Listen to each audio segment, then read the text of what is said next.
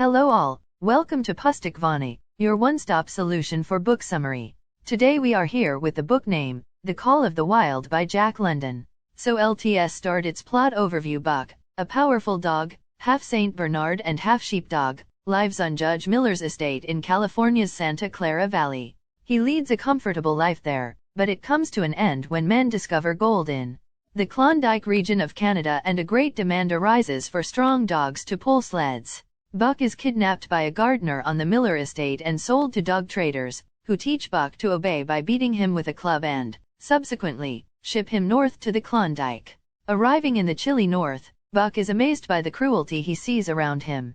As soon as another dog from his ship, Curly, gets off the boat, a pack of huskies violently attacks and kills her. Watching her death, Buck vows never to let the same fate befall him. Buck becomes the property of Francois and Perrault, two mail carriers working for the Canadian government, and begins to adjust to life as a sled dog.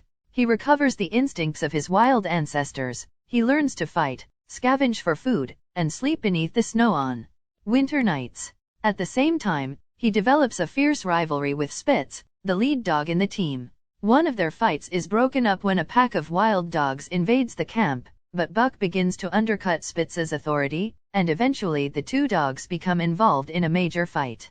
Buck kills Spitz and takes his place as the lead dog. With Buck at the head of the team, Francois and Perrault's sled makes record time. However, the men soon turn the team over to a mail carrier who forces the dogs to carry much heavier loads. In the midst of a particularly arduous trip, one of the dogs becomes ill, and eventually the driver has to shoot him. At the end of this journey, the dogs are exhausted, and the mail carrier sells them to a group of American gold hunters Hal, Charles, and Mercedes. Buck's new masters are inexperienced and out of place in the wilderness. They overload the sled, beat the dogs, and plan poorly. Halfway through their journey, they begin to run out of food.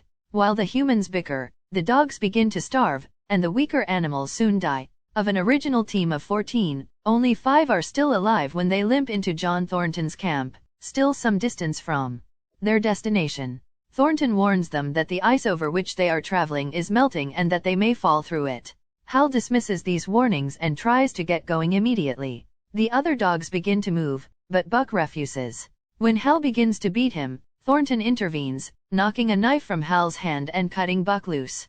Hal curses Thornton and starts the sled again, but before they have gone a quarter of a mile, the ice breaks open, swallowing both the humans and the dogs. Thornton becomes Buck's master, and Buck's devotion to him is total. He saves Thornton from drowning in a river, attacks a man who tries to start a fight with Thornton in a bar, and, most remarkably, wins a $1,600 wager for his new master by pulling a sled carrying a 1,000-pound load.